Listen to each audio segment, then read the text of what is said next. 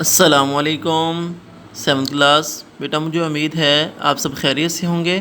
آج بیٹا ہمارا جو ہے وہ سبق یہ ہے، اس سبق کی جو مشق ہے وہ سوال نمبر 1 تفصیلی جواب دیں، اس کا جز نمبر الف۔ علامہ ابن خلدون رحمہ اللہ علیہ کے بارے میں آپ کیا جانتے ہیں؟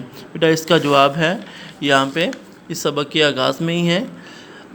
یہاں سے علامہ ابن خلدون رحمہ اللہ کا پورا نام ابو زید ولی الدین بن، یہ کاٹ دینا آپ نے، یہ آپ نے کٹ کر دینا جیسے میں نے کٹ کیا ہے۔ نام کیا تھا ان کا صحیح؟ ابو زید عبد الرحمن بن محمد تھا، ان کا صحیح نام یہ تھا، ابو زید عبد الرحمن بن محمد تھا۔ یہ ولی الدین بن آپ نے اس کو کٹ کر دینا ہے۔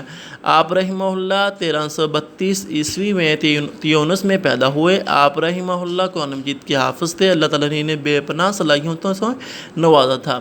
تیونس، الجزیرہ، مراکش اور غرناطہ میں اہم درباری عہدوں پر فائز رہے۔